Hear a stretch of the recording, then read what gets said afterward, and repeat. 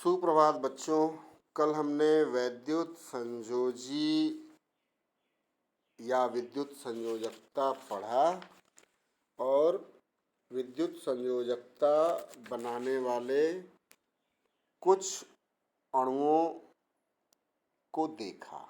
कैसे बनती है विद्युत संयोजकता, इसके बारे में पढ़ा। आज हम वैद्युत संयोजी आबंध बनाने में प्रयुक्त परमाणुओं की प्रकृति को देखते हैं। मूलतः वैद्युत संयोजी आबंध निर्माण की प्रक्रिया में एक प्रबल धन विद्युती दूसरे प्रबल ऋण विद्युती परमाणु के साथ संयोग करता है। जो प्रबल धन विद्युती परमाणु है उसकी प्रकृति इलेक्ट्रॉन परित्याग करने की होती है तथा प्रबल ऋण विद्युती तत्व की प्रकृति इलेक्ट्रॉन को ग्रहण करने की होती है। जैसे धातुएं हैं, धातुओं की प्रकृति धनायन बनाने की होती है तथा अधातुएं इलेक्ट्रॉन ग्रहण करके ऋणायन बनाने की प्रकृति रखते हैं। प्रबल धात्विक तत्व या धन विद्युतीय तत्व, प्रबल ऋण विद्युतीय तत्व या अधात्विक तत्व, इनके मध्य बनने वाला जो बंध है वो वैद्युत संयोजी प्रकार का होता है। सामान्यतया ये देखते हैं विद्युत ऋणीयता भी इसमें फैक्टर रखती है और जब बंध बनाने वाले दोनों परमाणुओं की विद्युत ऋणीयताओं का अंतराल 1.7 अथवा इससे अधिक होता है तो उस स्थिति में दोनों परमाणुओं के मध्य बनने वाला बंध वैद्युत संयोजी प्रकार का होता है। अब आयनिक बंध की संभावना देखते हैं। नंबर 1, विद्युत धनात्मक तत्व की कम आयनन ऊर्जा। जितने भी विद्युत धनी तत्व हैं या प्रबल विद्युत धनीयता का गुण रखने वाले तत्व हैं, सामान्यतया ये बड़े आकार वाले तत्व हैं तथा इन बड़े आकार वाले तत्वों की आयनन ऊर्जा कम है। अगर आयनन ऊर्जा कम है तो ये सुगमता पूर्वक धनायन बना सकते हैं। प्रथम एवं द्वितीय वर्ग के तत्व सामान्यतया धनायन बनाने की प्रकृति रखते हैं। नंबर 2, विद्युत ऋणात्मक तत्व की उच्च इलेक्ट्रॉन बंधुता। जो परमाणु ऋणायन में परिवर्तित होने की प्रकृति रखते हैं सामान्यतया उनकी इलेक्ट्रॉन बंधुता अधिक होती है जिससे वो सुगमता पूर्वक ऋणायन बना लेते हैं। 15वें, 16वें तथा 17वें समूह के तत्व सामान्यतया ऋणायन बनाने की प्रकृति रखते हैं। अब नंबर 3 पर है जालक ऊर्जा। विलगित गैसीय धनायन और ऋणायन के मध्य आकर्षण के फलस्वरूप ऊर्जा मुक्त होती है। चूंकि आयनों का विद्युत क्षेत्र चारों ओर समान रूप से वितरित रहता है अतः हर आयन के चारों तरफ विपरीत आयनों को क्रमबद्ध तरीके से एकत्रित होकर क्रिस्टल जालक निर्मित हो जाता है। इनमें आयनों की स्थितिज ऊर्जा कम हो जाती है अतः इस प्रकार विलगित गैसीय धनायनों एवं ऋणायनों द्वारा किसी आयनिक यौगिक का एक मोल बनाने के दौरान विमुक्त ऊर्जा ही जालक ऊर्जा कहलाती है। अर्थात यह कहा जा सकता है कि आयनिक यौगिक की जालक ऊर्जा जितनी ही अधिक होगी वह उतना ही स्थायी होगा। अब वैद्युत संयोजी यौगिकों के लक्षण देखते हैं। नंबर 1, वैद्युत संयोजी यौगिक में उनके आयन नियमित रूप से व्यवस्थित होते हैं। सोडियम क्लोराइड की अगर क्रिस्टल संरचना को देखा जाए तो उसमें एक धनायन को 6 ऋणायनों के द्वारा तथा एक ऋणायन को 6 धनायनों के द्वारा घेरा जाता है। इस प्रकार से धनायन तथा ऋणायन स्थिर वैद्युत आकर्षण बलों के द्वारा एक दूसरे से बंधे रहते हैं।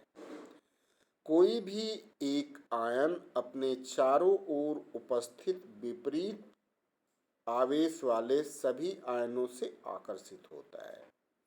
अतः इन आयनों को पृथक करने के लिए अधिक ऊर्जा देने की आवश्यकता पड़ती है। अतः इनके गलनांक और क्वथनांक अधिक होते हैं। जैसे जालक ऊर्जा एवं गलनांक का क्रम देखें तो बेरियम आयोडाइड BaI3 नहीं बल्कि I2 होता है, ये I2 है, ये I2 है, I3 नहीं है, I2 है।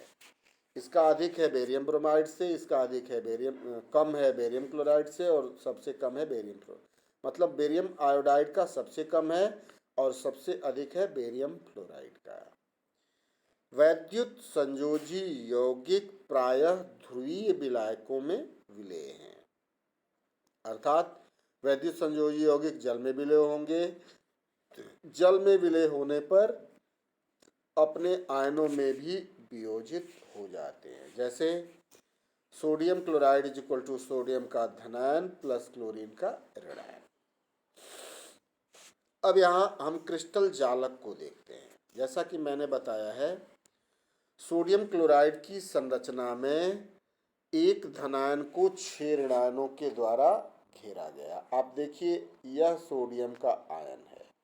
इस सोडियम के आयन में क्रमशः आप देखिए, एक क्लोरीन का ये, दूसरा ये, तीसरा ये, चौथा ये, पांचवा ये और छठवां ये 6 ऋणायनों के द्वारा एक सोडियम का आयन घेरा गया है। अब अगर हम इसको मिटा करके क्लोरीन के लिए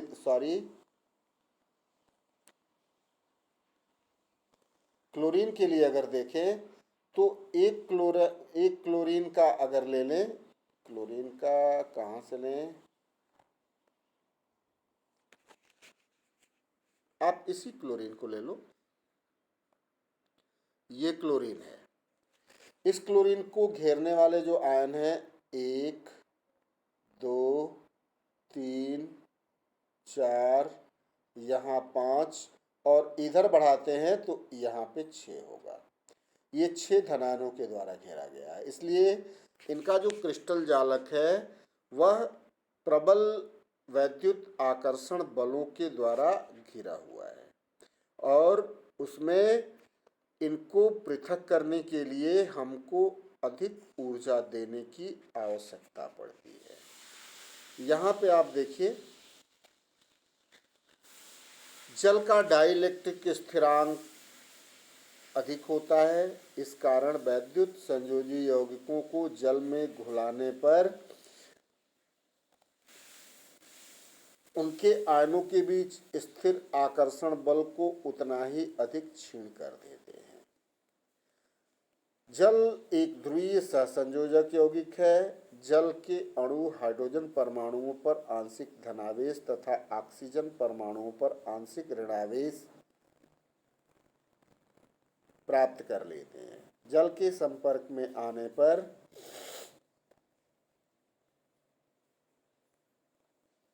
जल के अणु वैद्युत संयोजी यौगिक के धनायन ऑक्सीजन पर उपस्थित ऋणावेश की ओर आकर्षित होते हैं। इसी प्रकार ऋणायन हाइड्रोजन पर उपस्थित धनावेश की ओर आकर्षित होता है। मतलब आप देखिए, यहाँ पे अगर वैद्युत संयोजी यौगिक को जल में घोला जाए तो यह इसका ऋणायन है, तो जल का धनावेशित सिरा यहाँ पे लग गया। यह धनायन है तो इसका ऋणावेशित सिरा लग गया। अब ये इसको इधर की तरफ खींचेगा, ये इसको इधर की तरफ खींचेगा, जिससे इनके मध्य कार्यकारी जो आकर्षण बल है वो आकर्षण बल टूट जाते हैं और ये धनायन इधर और ऋणायन इधर की तरफ जल में घुल जाता है।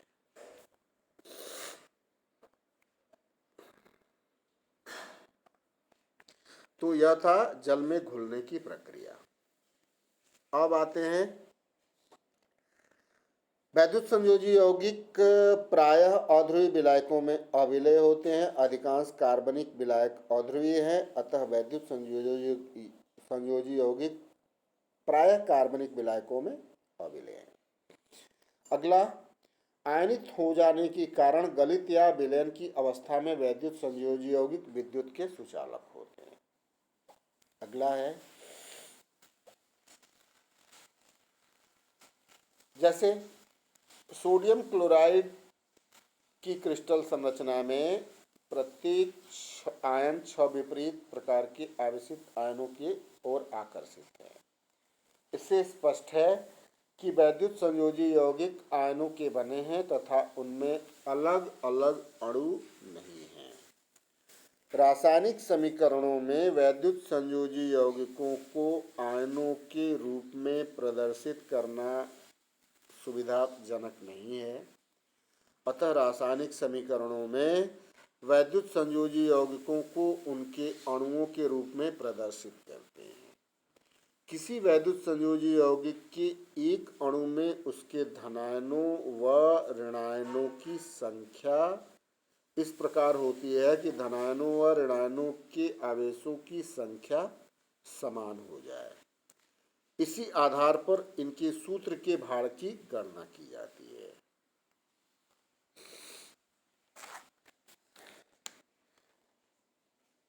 वैद्युत संयोजी बंध अदिशात्मक होते हैं। चूंकि वैद्युत संयोजी बंध बनाने में परमाणुओं के मध्य इलेक्ट्रॉनों का स्थानांतरण हो जाता है तथा विपरीत आवेशित आयन परस्पर स्थिर वैद्युत आकर्षण द्वारा जुड़ा होता है। कोई एक आयन किसी विपरीत आयन आवेशित आयन से किसी भी दिशा में आकर्षित हो सकता है। इसी कारण इनमें समावयवता नहीं पाई जाती है। वैद्युत संयोजी यौगिकों की रासायनिक अभिक्रिया में इनके आयन भाग लेते हैं, अतः इस प्रकार की अभिक्रियाओं को आयनिक अभिक्रियाएं भी कहते हैं। इनकी गति बहुत तीव्र होती है। जैसे सोडियम क्लोराइड और सिल्वर नाइट्रेट के जलीय विलयन आपस में मिश्रित करने पर शीघ्रता पूर्वक सिल्वर क्लोराइड का अवक्षेप प्राप्त हो जाता है। आप यहाँ देखो, ये जल में घोले हुए जलयोजित सोडियम और क्लोराइड के आयन हैं, जिनमें सोडियम के आयन की सतह पर जल के अणु अधिशोषित हैं और क्लोरीन की सतह पर भी जल के अणु अधिशोषित हैं। जब तक ये अधिशोषित रहते हैं, ये एक दूसरे को एक दूसरे से मिलने नहीं देते हैं। अब समाकृतिका क्या है? आयनिक यौगिकों में एक विशेष गुण होता है। विभिन्न प्रकार के आयनिक यौगिक जिनमें समान परमाणु विन्यास तथा समान ज्यामिति पाई जाती है, उनकी आकृतियां समान होती हैं। इसे समाकृतित्व कहते हैं। अब आते हैं आयनिक क्रिस्टल पर। आयनिक क्रिस्टल मूलतः धनायनों तथा ऋणायनों के द्वारा संकुचित होते हैं। धनायन और ऋणायन के मध्य अधिकतम स्थिर वैद्युत आकर्षण बल होता है तथा इनकी एक आयनिक क्रिस्टल संरचना होती है। इनमें जो गुण हैं वो सामान्य तापमान पर इनका वाष्प दाब अत्यंत कम होता है, कठोर और भंगुर होते हैं, ध्रुवीय विलायकों में विलेय और अध्रुवीय विलायकों में अविलेय हैं, वाष्पीकरण ऊर्जा का मान अधिक होता है, गलनांक क्वथनांक बहुत अधिक होता है और आयनिक क्रिस्टल ठोस अवस्था में विद्युत के कुचालक हैं क्योंकि आयन गतिशील नहीं होता है, परंतु गलित अवस्था तथा विलयन अवस्था में विद्युत के सुचालक होते हैं क्योंकि इन अवस्थाओं में आयन गतिशील होते हैं। तो ये थे आयनिक क्रिस्टलों के कुछ गुण। अब इनकी संरचनाओं को देखते हैं। आप देखिए यहाँ पे, यह सोडियम क्लोराइड का है क्रिस्टल। इसमें सोडियम और क्लोराइड आयनों की स्थिति को स्पष्ट रूप से दिखाया गया है, जैसे सांकेतिक रूप से भी और प्रमाणिकता के रूप में भी। AB के रूप में सांकेतिक है, इनके देखिए AB आयन जो है वो कैसे एक दूसरे के साथ अट्रैक्टेड है। वैसे ही सोडियम और क्लोरीन के जो आयन हैं वो आपस में किस प्रकार से संकुचित है, इसको भी इस चित्र के माध्यम से दिखाया गया है। 1 ग्राम मोल आयनिक क्रिस्टल बनाने हेतु आवश्यक धनायन एवं ऋणायन के संयोग से उत्पन्न ऊर्जा उस जालक की जालक ऊर्जा कहलाती है। ये बनाया हुआ है, उसी फिगर को रिपोर्ट किया गया है। पुनः से हमने आपको जालक ऊर्जा बता दिया है, मतलब A प्लस बी माइनस को A प्लस बी में कन्वर्ट करने पर जो ऊर्जा निकलती है उसको कहते हैं जालक ऊर्जा। अब आते हैं क्रिस्टल जालक। किसी भी क्रिस्टल के अवयवों को बिंदुओं द्वारा प्रदर्शित करते हैं। इनमें जालक बिंदु भी कहा जाता है। ये एक नियमित त्रिविम अवस्था में होते हैं तथा तीनों दिशाओं में विस्तृत होते हैं। बिंदुओं की इस प्रकार की व्यवस्था को क्रिस्टल जालक कहा जाता है।